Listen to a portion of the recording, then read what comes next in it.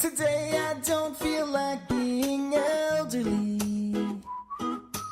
All day all I do is take meds.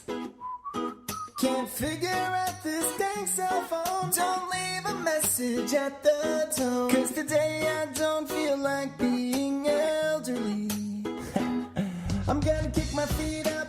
So, I've been thinking about the conversation that we did not have the other night and the dinner that Billy did not cook the other night.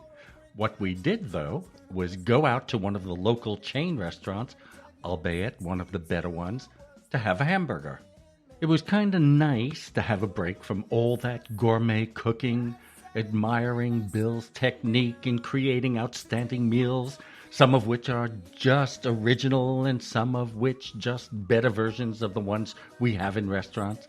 But I digress. It was while eating the hamburger that I was eavesdropping among the guests sitting around us when I overheard an interesting conversation.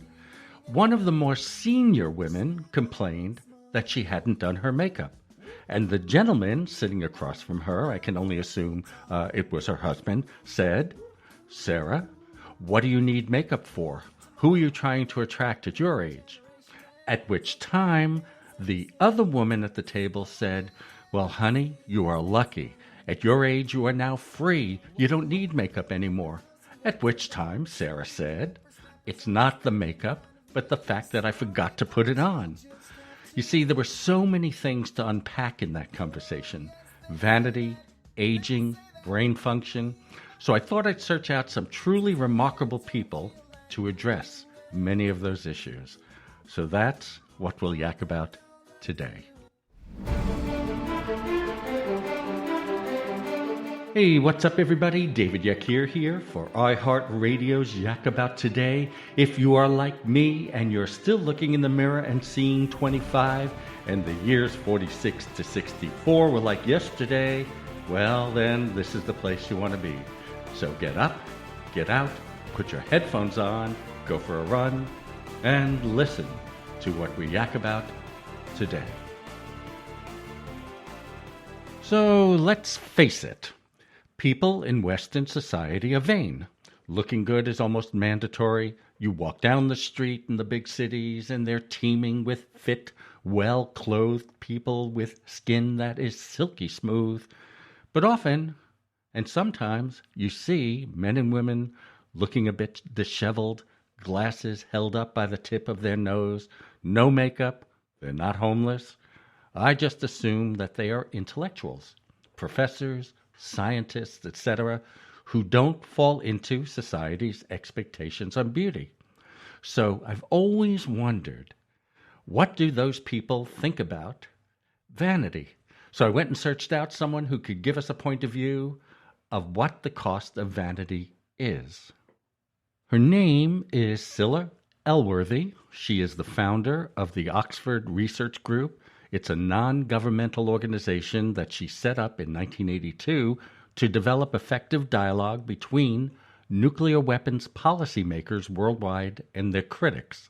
She has served as its executive director from 1982 until 2003, when she left that role in order to set up Peace Direct, a charity that supports local peace builders in conflict areas. Here is a portion of what she had to say. Well, I want to dare to question why we're so afraid of getting older. Because even people of 25 today are worried about their wrinkles, and we don't dare talk about it in public. Now, anyone who's got hair the colour of mine knows about the invisibility syndrome. My hair started to go grey when I was 35, and I immediately started dyeing it back to its original chestnut brown colour. And I began to dread the appearance of this tide mark of white down the middle, and it was expensive and it took a lot of time. So when I got to 50, I said, that's it, I don't want to do that anymore. And I cut it this short, and I went white almost overnight. And I became invisible. And Invisibility is probably one of the key things about getting older, because all our emphasis now is on looking younger. And that's what we put our passion into, what we spend our money on. Every day, Western media bombards us with encouragements to make ourselves look younger because you're worth it.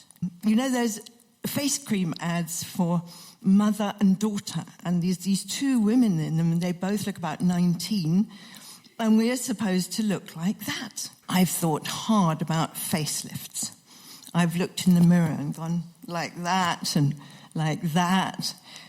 Do you know how much the world spends on anti-aging products today? That's anti-wrinkle creams, Botox, liposuction, hair transplants, facelifts, a lot. $274 billion a year. With that money, we could eradicate extreme poverty and hunger. We could enable people worldwide to have access to clean water. And we could stop children dying in pain and squalor. And still have 49 billion left over. So what's it about, this obsession with looking younger? Is it at base a fear of death? I wonder if it's not more to do with an emptiness inside that puts all the emphasis on what we look like outside. An obsession with image, with how we perform, with what we appear to be, that's masking something. I'm fed up with it. I've had enough of it. I'm fed up with it because it's robbing us of who we really are.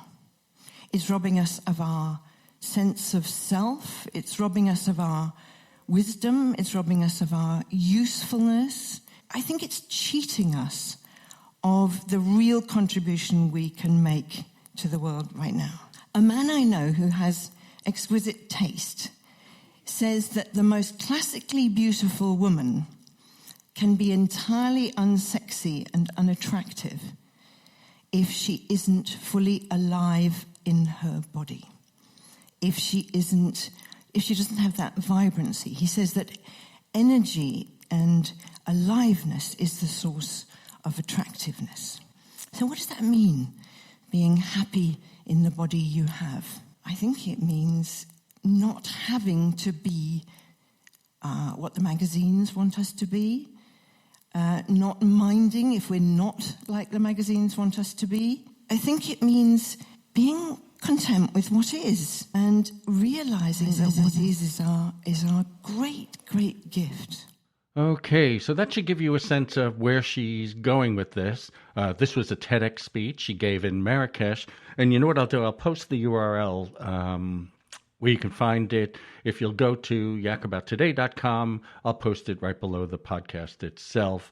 Or, quite frankly, you can go to YouTube and search out Dare to Question Why We Are So Afraid of Getting Old by Scylla Elworthy. And it was at the TEDx Marrakesh in 2012. We're going to go to break now, but before we do, I want to thank our sponsor for making Yak About Today possible and the #1 talk radio station in our market. We couldn't do half of what we do without them, but again, that wouldn't mean much if we didn't believe in them. So to my mind and many others, they are simply the best practice to go to for both prevention as well as more serious eye conditions. So, like I always say, the Doctors Menotti, Reinauer, Tate, and O'Brien, because David Yakir wouldn't trust his eyes to anyone else. And we are back. You know, our brains are a powerful piece of machinery that gives us the capacity to do amazing things. Now, unfortunately, common wisdom says that age isn't too kind to our mind's abilities. Now, neuroscientist Thad Polk walks us through the actual effects of aging on the human brain and shows that our assumptions might not be so accurate. So Dr. Thad Polk has been a member of the University of Michigan psychology faculty since 1996. He was named an Arthur F. Thurnau Professor in recognition of outstanding contributions to undergraduate education, and in 2012, Princeton Review included him on its list of the best 300 professors. So we're going to broadcast part of this, but you should look for Dr. Polk's TED Talk. Have you heard the one about the two older couples who go out to dinner together? The two men are talking, and one of them says, last week I went to this great memory seminar, and they taught me all kinds of tricks and techniques that I can use to help keep my memory sharp as I get old. And his friend says, man, that sounds good. What was the name of that seminar? First guy thinks, oh yeah, what's the name of that red flower with the thorns that smells good? A rose? That's it. Then he turns to his wife. Hey, Rose, what was the name of that memory seminar that I went to once? Now, that joke actually reflects a pretty common belief, namely that aging is inevitably associated with significant mental deterioration, or what's sometimes called senility. In fact, that belief is even reflected in the etymology of the word senility, which comes from a Latin word meaning old man. And the belief that senility is just a normal part of aging persists to this day. But it's wrong. So I'm a psychologist and a neuroscientist, and I study aging and the brain. And my goal in this talk is to convince you that maybe aging isn't what you thought it was, and to give you a more accurate understanding about how aging really is likely to affect your mind and your brain. Now, obviously, age-related diseases, like Alzheimer's disease, can lead to very significant mental deterioration. But in the absence of disease, it turns out that the mental effects of aging are actually restricted to a few specific cognitive processes, and many other aspects of mental life remain stable, and some even improve. In particular, it's important to distinguish between what psychologists call fluid processing and what they call crystallized processing. So, fluid processing refers to cognitive processes that don't depend on what you know. So, just can you think logically? Can you recognize patterns? Can you solve novel problems that aren't related to any previous knowledge? A good example might be the card game concentration or memory, where players take turns turning over pairs of cards, and they're trying to find pairs that match. If they find a matching pair, they take it, and if it doesn't match, they turn them back over. Well, that game doesn't depend on what you know, right? It just depends on your ability to remember the cards that have been turned over and exactly where they are on the table. So that would be a good example of a fluid processing task. On the other hand, crystallized processing tasks are tasks that do depend critically on your knowledge, on your experience, on your acquired skills. So think about solving crossword puzzles, for example. That depends a lot on your knowledge of the world, and so that would be a good example of crystallized processing. Now, it turns out that aging has dramatically different effects on fluid processing and on crystallized processing. So here's some data that was collected by my colleague Denise Park. And she recruited about 350 people ranging in age from 20 to 80. And she gave them all a battery of cognitive tests, including some tests of fluid processing ability. So for example, line span here, that refers to how many random line drawings you can remember. Reading span, how many random words can you remember? Computation span, how many random numbers can you remember? So the horizontal axis here, how old you are. The vertical axis is your z-score. That is, how well you did relative to everybody else being tested. So a z-score of 0 means your performance is average. A positive z-score means you're doing better than average. And a negative z-score means you're doing worse than average. And as you can see, with each passing decade, fluid processing on these tasks declines a little bit. And I suspect that when you think about the effects of aging on cognition, this is what you might expect to see. Although my bet is that you may not have expected the decline to start at age 20. Sorry about that. Here's the same kind of graph, though, looking at crystallized processing ability. Okay, so here's some tasks that do depend on knowledge, in particular, in this case, vocabulary. And what you can see is that, if anything, the older people are doing better than the younger people. Okay, so although fluid processing may decline as we get older, crystallized processing doesn't. And it's not just crystallized processing that's preserved. For example, your memory for skills and habits, like how to play an instrument, how to read, how to ride a bike, how to speak a language, how to cook, how to tie your shoe. These are what psychologists call procedural memory. So they're memory for well-practiced procedures that you know how to execute. And a number of studies have found that procedural memory also remains intact as we get older. It's not just procedural memory either. Emotional processing actually seems to improve as we age. For example, 65-year-olds, they actually typically report greater life satisfaction than people in their 20s. They also typically report fewer negative emotions, and they're better at resolving interpersonal conflict. So, the take-home message so far is that although fluid processing may decline a little as we get older, many other aspects of our mental life don't decline, and some actually improve. Well, that gotta be good news. So once again, I'll post the URL for the entire lecture on yakabouttoday.com. On the website, you'll see it right below the podcast, or this podcast. And although the charts that are referenced are not important to understand the lecture, maybe the visuals might help you remember, the lecture better. Okay, so while we are speaking of aging, you constantly hear that there is research being done that will slow down the aging process, or in fact halt it altogether. So God forbid you have to live with that difficult family member forever. But I did try to find someone who can explain in simple terms what research is being done to slow down the aging process. So his name is David Sinclair, and he is an Australian biologist and professor of genetics, best known for his research on the biology of lifespan extension and driving research towards treating diseases of aging. He's got one of the more extraordinary resumes, which I will post on the yakabouttoday.com website.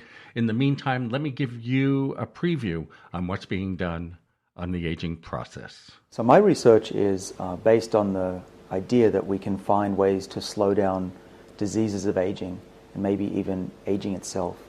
And when I started doing this about 15 years ago, this was considered a crazy idea to find genes that actually control the aging process. But actually now we know there are genes in our bodies. There are 7 of them that we work on called sirtuins. And these genes, we think, control the body's natural defenses against diseases and aging itself. And so the overall theme of my lab's research over at Harvard Medical School is to find ways to tap into our body's natural defenses and turn on these genes that exist in our cells, but they typically don't do a very good job. And so we're trying to make medicines that will turn on these pathways, these very ancient pathways, and boost them in a way that will slow down diseases. And when I say diseases, that includes essentially all of the major diseases of Western society, of the developed world. So there's cancer and heart disease, Alzheimer's, osteoporosis, heart disease. And what we're finding in the lab, by tweaking these sirtuin genes and even some of the drugs that we have in clinical trials, they're able to slow down not just one of these diseases, but actually slow down all of them, and even reverse some of them. And so the future that I hope to see, if this research comes to bear, and I really think that it'll happen in our lifetimes, is that a patient could go to their doctor, and let's say they have high blood sugar, they have type 2 diabetes, and the doctor will say, well, we have this medicine. It's a breakthrough medicine, brand new on the market, and it'll bring down your blood sugar. And the patient says, that's great news. And the doctor says, well, I have to warn you, there are some side effects to this drug. Some of the side effects include you'll be protected against cancer and heart disease and Alzheimer's and osteoporosis, and by the way, your memory will improve. Now that sounds like science fiction, but actually we do this all the time in the lab with animals. We can make mice smarter, run twice as far, protected from all those diseases, and we haven't found any side effects yet that are negative. So we could have medicines that simultaneously protect the elderly or even the middle-aged person from some of the diseases that kill people. And the future, I think, is really bright. You can imagine a future where a 90-year-old is just as healthy as a 50-year-old and still plays tennis, and maybe we see people reaching their hundreds when they can see their great-grandkids graduate from uni. Okay, I didn't want to cut that short, but because of time, I wanted to leave you with a moment that's a little funnier by the author and novelist Jane Caro, who says, "Aging is a gift." So if we run out of time, I'll post the complete talk on yakabouttoday.com. So let me give you a taste of Jane Caro. I am growing old. Not older. We're all doing that from the moment we are born. I am growing old. I am entering my third age. Do not patronise me by calling me middle-aged. I've given you my age. I am highly unlikely... Actually, I haven't yet. I didn't click the clicker. Yes, there are different downsides to ageing. I am not going to live to be 115. So I am growing old. I am past middle age. I'm way past middle age. So what? I have found that getting older, like every other stage in my life, brings with it gifts. Things I hadn't expected that are just fantastic. Here is the first. At this point in the video, she is sort of shaking her upper body and everything is going back and forth, at which point the audience is hysterical, laughing. Pregnancy, they just hurt. And hurt and hurt and hurt. And breastfeeding, they hurt. Particularly when babies get teeth. All of the time they hurt. Until menopause. And then magically, you can go over the biggest potholes in a really badly sprung car without wincing. Always. This was something I didn't know would happen, and I am so incredibly grateful for it. I am also incredibly grateful for this.